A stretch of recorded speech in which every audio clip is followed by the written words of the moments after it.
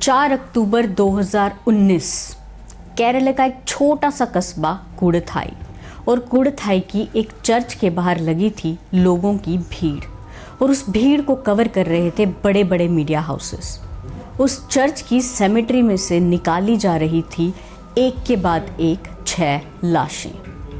लेकिन आखिर क्यों उस सेमेट्री में से निकाली गई एक ही परिवार की 6 लाशें? कूड़थाई का ये घर देखने में बिल्कुल आम, लेकिन इसके भीतर दफन था एक ऐसा राज जिसने पूरे देश को हिलाकर रख दिया। सालों तक इस घर से आती रही एक ही बात, इस घर पर कोई श्राप है। मौतें होती रही एक के बाद एक, कभी दिल का दौरा, कभी बीमारी तो कभी हादसा। और हर बार घर की मालकिन जॉली जोसेफ आंसुओं में डूबी नजर आई। लेकिन क्या ये सच में श्राप था या किसी ने अपनी किस्मत लिखी थी जहर की स्याही से? जॉली जोसेफ एक साधारण सी महिला जो कि रोज़ाना साड़ी पहनकर और चेहरे पे मुस्कान लेकर अपनी जॉब पर जाया करती थी। जॉली एक NIT प्रोफेसर थी और उसके पड़ोसियों का कहना था कि जॉली चैरिटी किया करती थी, वहाँ के बच्चों से प्यार से बात किया करती थी और सबसे तमीज़ और सम्मान से पेश आती थी। इतनी परफेक्ट लेडी जिसे देखकर कोई भी कह सकता है कि उन्हें ऐसी ही बहू चाहिए। साल 1997 जॉली की शादी हुई रॉय थॉमस से। रॉय की फैमिली कूड़थाई की एक रेप्यूटेड फैमिली थी। उनका घर अपनी सोसाइटी में सबसे बड़ा घर था और उनके पास बहुत सारी ज़मीनें और जायदाद थी। पहले तो सब कुछ सही चला, पर फिर आया साल 2002 और यहाँ से स्टार्ट हुआ मौतों का सिलसिला। सबसे पहले 2002 में मौत हुई जॉली की सास यानी कि रॉय की माँ अनम्मा थॉमस की, और कारण रहा हार्ट अटैक। अनम्मा यूं ही एक दिन वॉक पर निकली और वहाँ जाकर बेहोश हो गई, तो वहाँ के लोग जब उनको उठाकर लाए तो उन्होंने कहा कि उन्हें हार्ट अटैक आया है। अनम्मा की मौत के बाद पूरा घर मायूस था, सब लोग दुख में थे। और फिर घर की भागदौड़ संभाली अनम्मा के ही पति टॉम थॉमस ने, यानी कि जॉली के ससुर ने। और इसी तरह सिलसिला चलता रहा। जॉली एक परफेक्ट बहू की तरह सारे काम किया करती थी और टाइम पे अपनी जॉब पर जाया करती थी और टाइम से अपनी जॉब से वापस आया करती थी। और फिर आया साल 2008। साल 2008 में भी सेम उसी तरह से टॉम की मौत हुई जिस तरह अनम्मा की मौत हुई थी। टॉम भी वॉक पर गए और वॉक पर जाते ही वहाँ जाकर बेहोश हो गए और फिर कारण बना हार्ट अटैक। और जब ये न्यूज़ सबको पता चली तो उन्हें लगा कि टॉम की उम्र ज़्यादा थी, इसीलिए इस उम्र में हार्ट अटैक आना कहीं ना कहीं लाजमी है। लेकिन इस बात को यूं ही छोड़ दिया गया और आया गया कर दिया गया और ऐसे ही सिलसिला चलता रहा। और फिर आया साल 2011। जॉली के पति रॉय वॉशरूम में गए और वहाँ जाकर गिर गए। जॉली जब वॉशरूम में गई तो उन्होंने देखा कि रॉय वहाँ पर बेहोश पड़े थे और उनके मुंह से निकल रही थी एक सफ़ेद सी झाग। लेकिन उनकी मौत का कारण भी जॉली ने बताया कि उन्हें हार्ट अटैक आया है। उनकी मौत का कारण भी कहीं ना कहीं हार्ट अटैक बना। लेकिन रॉय की मौत के बाद रॉय के अंकल मैथ्यू को इस बात पे शक हुआ, क्योंकि रॉय महज 40 साल के थे और 40 साल की उम्र में हार्ट अटैक आना एक बड़ी चीज़ है। और उसी पैटर्न से हार्ट अटैक आना जिस पैटर्न से रॉय के माता और पिता की भी मौत हुई थी। इसीलिए रॉय के अंकल मैथ्यू ने उसका पोस्टमार्टम करवाने की ज़िद की। लेकिन रॉय की फैमिली ने इस बात पर आपत्ति जताई, क्योंकि पोस्टमार्टम में बॉडी को कहीं ना कहीं काटा जाता है या कहीं ना कहीं कट्स लगते हैं, तो वो चाहते नहीं थे कि रॉय की बॉडी के साथ कोई भी छेड़छाड़ हो। लेकिन मैथ्यू की बात सुनकर पुलिस ने कहीं ना कहीं रॉय का पोस्टमार्टम किया था, मगर उसकी रिपोर्ट्स घर वालों ने नहीं देखी और उस बात को वहीं आया गया कर दिया और रॉय की बॉडी को दफन कर दिया गया। और ऐसे ही सब कुछ चलता रहा। फिर आया साल 2014 और साल 2014 में रॉय के अंकल मैथ्यू, जिन्होंने रॉय के पोस्टमार्टम की बात की थी, उनको भी सेम तरीके से हार्ट अटैक आया और उनकी मौत हो गई।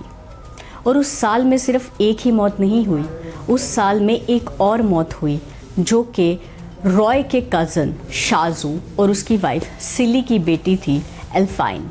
और एल्फाइन महज 2 साल की थी और उस 2 साल की छोटी बच्ची की मौत का कारण बना फूड चोकिंग। जॉली ने सबको बताया कि वो फूड से चोक हो गई, इसलिए उसकी मौत हो गई। इस बात का गम जो था वो शाजू की वाइफ कहीं ना कहीं झेल ही नहीं पा रही थी। उसके बाद आया साल 2016। 2016 में शाजू जो कि रॉय के कज़न थे, उनकी वाइफ सिली को भी उसी तरीके से हार्ट अटैक आया जिस तरीके से उस घर में 4 मौतें ऑलरेडी हो चुकी थी।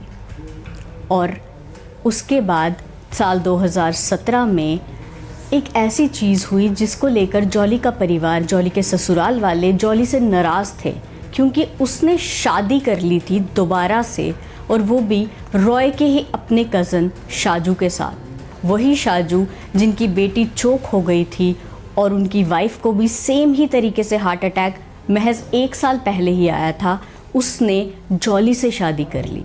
जिसके बाद उनके घर वालों को कहीं ना कहीं शादी से आपत्ति थी, मगर जॉली की एज बिल्कुल कम थी, वो अपनी 30s में थी, इसीलिए उन्होंने इस पर ज़्यादा रिएक्शन नहीं दिया। लेकिन इस बात से रॉय के भाई रोजो जो कि फ़ॉरेन में सेटल्ड था, उसे इस बात पर डाउट हुआ कि एक ही तरीके से इतनी सारी मौतें कैसे हो सकती हैं, आखिर क्या कारण होगा। इसीलिए वो इंडिया वापस आया और उसने आकर छानबीन स्टार्ट कर दी और उसको एक के बाद एक ऐसे सच पता चले जिसने उसे चौंका कर रख दिया। सबसे पहला सच, जॉली NIT प्रोफेसर तो थी ही नहीं। उसे जब पेपर वर्क्स का पता चला तो उसने देखा कि वो जो सर्टिफिकेट्स जॉली ने बताए थे कि वो NIT की प्रोफेसर है और ये उसके सर्टिफिकेट्स हैं, जब उसने वो सर्टिफिकेट्स चेक किए तो वो कहीं ना कहीं फर्जी निकले।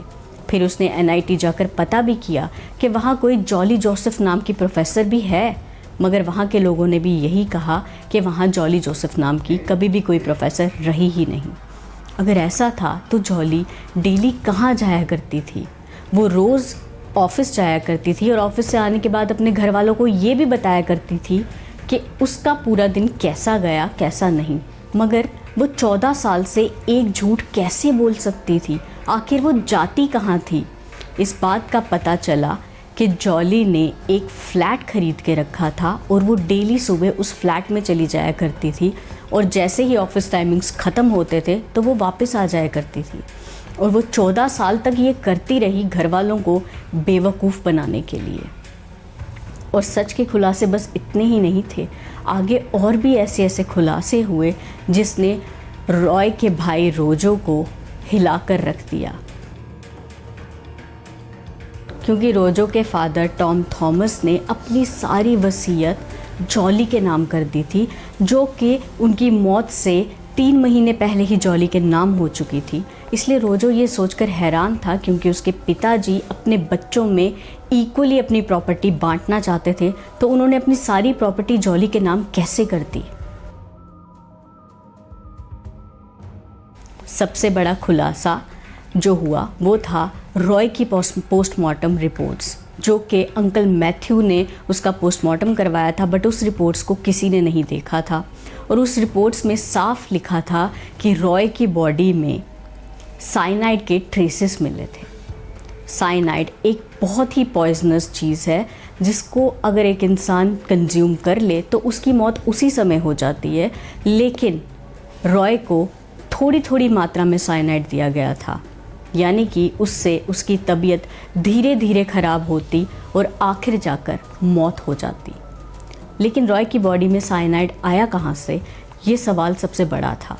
तो इस बात का खुलासा तब हो गया जब रॉय के अंकल मैथ्यू ने इस बात के लिए पोस्टमार्टम के लिए पुलिस में बोला था, तो तब जॉली का एक इंटरव्यू लिया गया था, जॉली का एक बयान लिया गया था। उसमें जॉली ने कहा था कि रॉय ने तो रात से कुछ खाया ही नहीं था, लेकिन उसकी पोस्टमार्टम रिपोर्ट्स में साफ साफ लिखा था कि मौत से थोड़ी देर पहले ही रॉय ने करी और राइस खाए थे, और उस करी में था साइनाइड। और जब ये बात रोजो को समझ आई तो उसने पुलिस में जाकर सीधा कंप्लेंट कर दी और पुलिस ने जॉली को हिरासत में ले लिया। और वहाँ जाकर पूछा गया जॉली से कि उसने उस टाइम ये क्यों कहा कि उन्होंने तो कुछ खाया ही नहीं था। और जॉली अपने ही जवाबों में फंस गई और जब उसे लगा कि अब वो यहाँ से नहीं निकल सकती तो उसने बताना शुरू किया एक के बाद एक।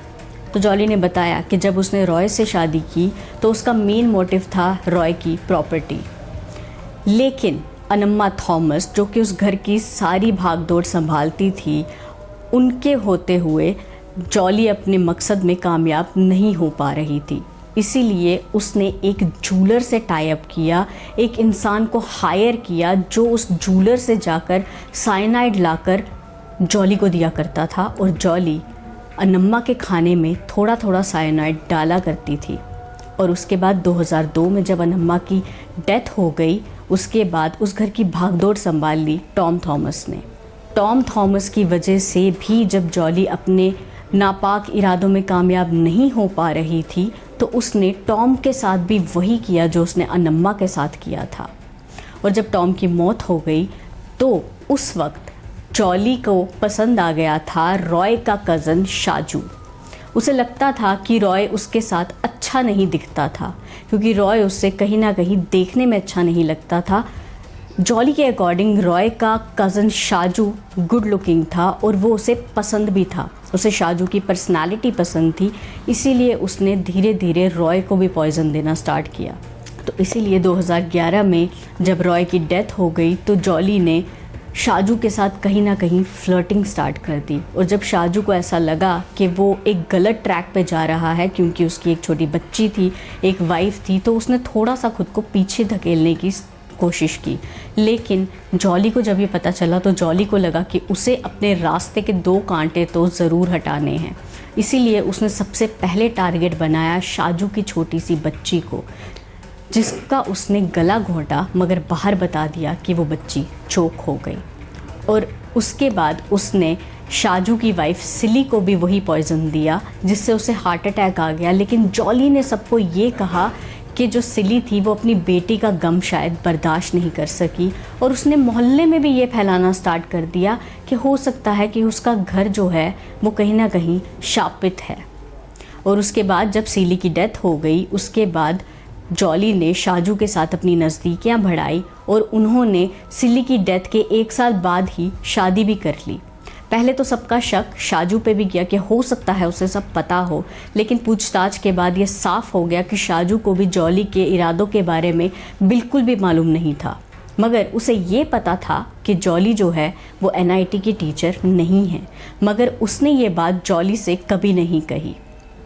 और इसके बाद जब पुलिस की पूछताछ पूरी हुई तो उन्होंने जॉली को अरेस्ट कर लिया।